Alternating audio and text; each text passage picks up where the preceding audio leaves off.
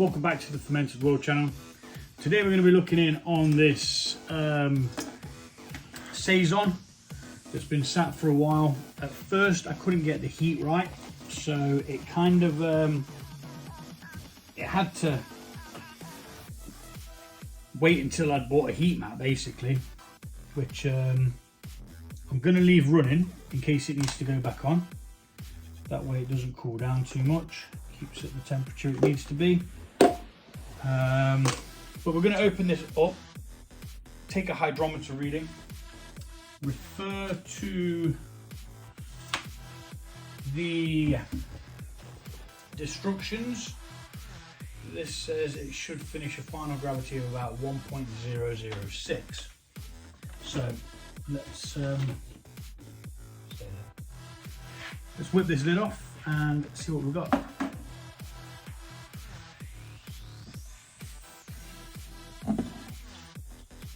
All the condensation dropping back in. Oh, it smells good. It's cleared out beautifully as well.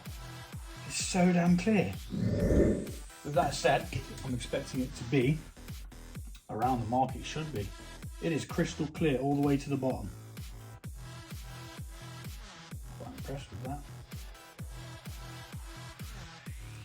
A couple of nodules of smeg from the side, where you get that crustacean, what do they call it, a patty or something like that? I don't know.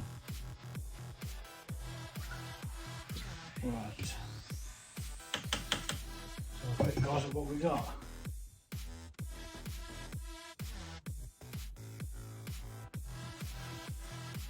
So mine's gone past the 6 mark, and that, and it stops spinning around.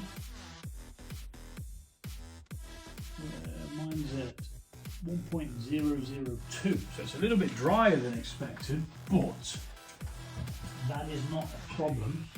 At 0.06,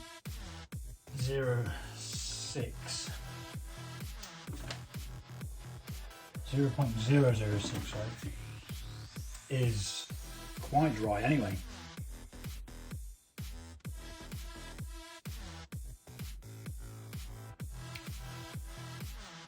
Wow.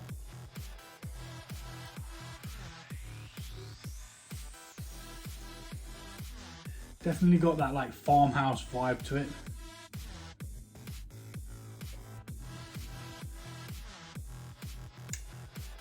Tastes quite strong as well. That's lovely. It really is. Right, so we're definitely going to be bottling this, so I can turn my heat pad off now. Pop the lid back on, and I'm going to go wash about 20 odd bottles and sterilise them. Okay, so bottles washed and some other things done in between, just because they needed doing. Menial things, chores, housework, yada yada yada. So we're going to put the bottle wand on. We're going to open the tube. We're going to let a little bit drain out. Where did that glass go? I had a second ago. That's what I'll use this. Normally get a lot of gunk coming through. There we go. Yeah, you don't want that in your beer. Yummy! Still smells nice though. Almost smells a bit like a wheat beer. But anyway, we're going to get this bottled. I'll do a couple just to show you the process if you haven't seen it before. Obviously the beer's up here. Gravity's going to pull it through this bottling wand, and what the bottling wand's got inside it is a spring and a rubber bung. And what you do is when that little nodule there gets pushed in, it really pushes the spring up, creating a flow area for the beer to go through. Also use one of these for meads as well, it just makes things a lot more simple. And you wait until it gets to about there, then you stop. And as you pull it out, it'll give you the perfect amount for your bottle. I don't know whether you can see the line there. I can't see it from here, so you probably can't see it from there. Now, I've also come up against a bit of a problem.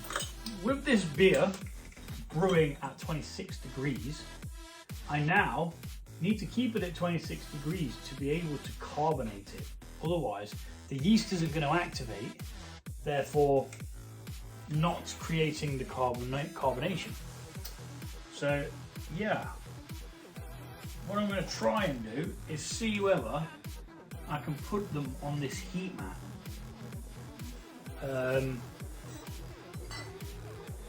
And hopefully be able to fit 10 bottles on the heat mat and then do it in 2 lots. Maybe, hopefully. And the dog just decides to come in for his biscuits just as I'm doing a video. Hasn't bothered me all day. As soon as I need to talk, yeah, let's go in there and chow down on some biscuits. So the process again is the same over and over and over and over again. So we're going to speed the rest of these up, which means you won't have to listen to the dog chomping. I'll still have to listen to him, but you won't. So there you go, speed it up.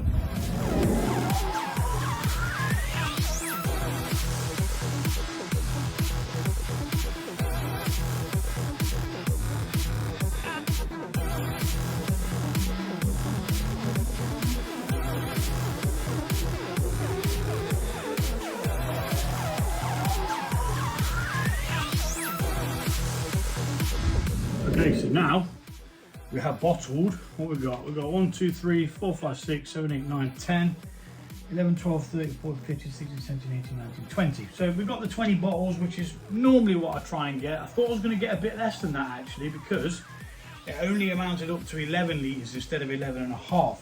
But the layer of yeast at the bottom was a lot less than what previous brews have been like. So all in all, that I class as a win.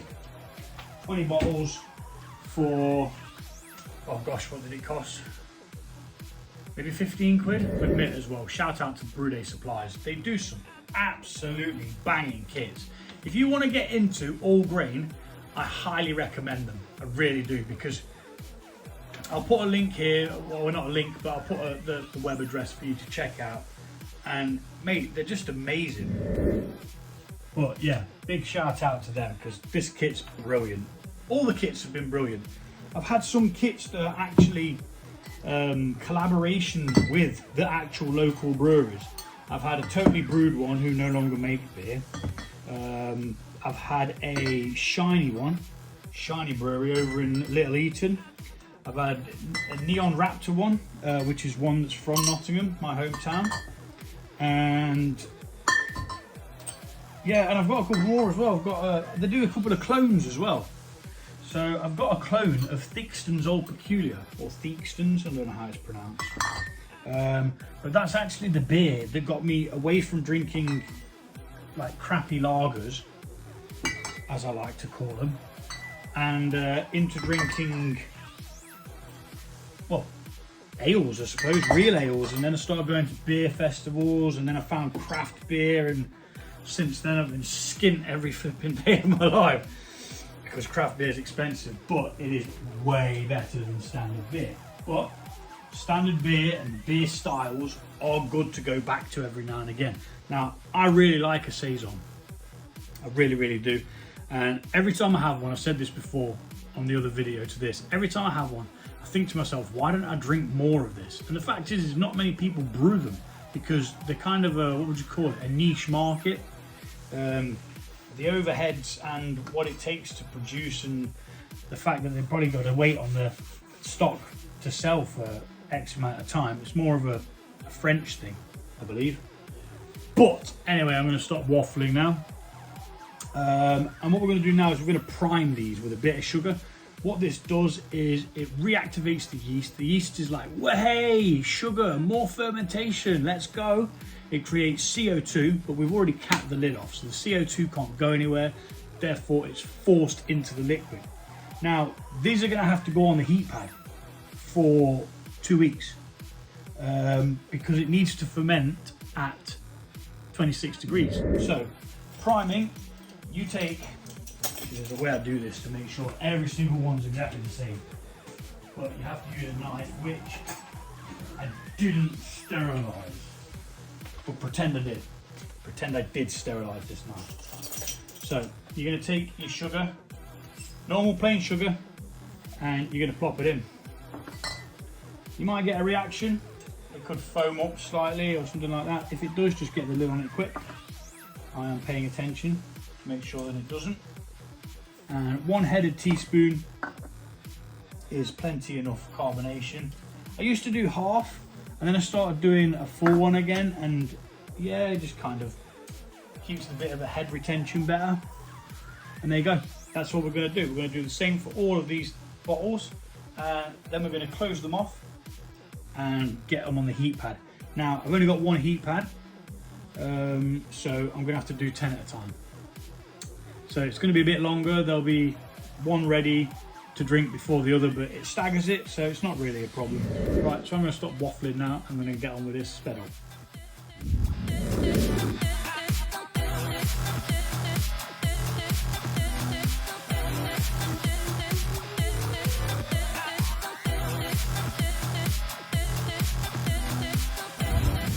So we just tip them slightly as well, just ever so gently, just so it helps the sugar dissolve a little bit better.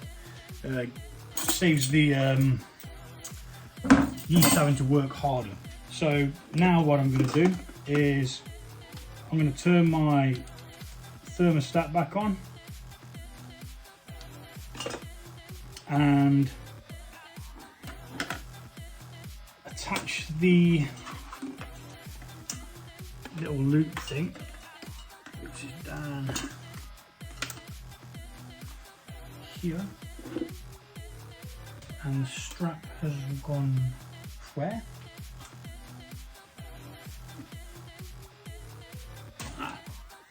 And we're going to attach this to one of the bottles, and that way we'll be able to tell what the temperature of the liquid inside the bottle is. I know it sounds crazy, but it's worth having. So this works on a thermostat to however hot this little node is here. So if this node says I'm too cold, the heat mat kicks in, and vice versa. So we're going to get this tied off around this one bottle, and then the rest of them will be the same temperature on the mat, or at least they should be.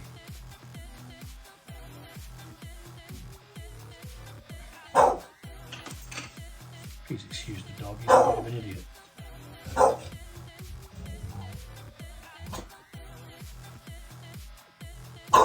Blue, be quiet. And that, I was touching that glass to give us the temperature of the liquid inside, which is currently 24 degrees according to that.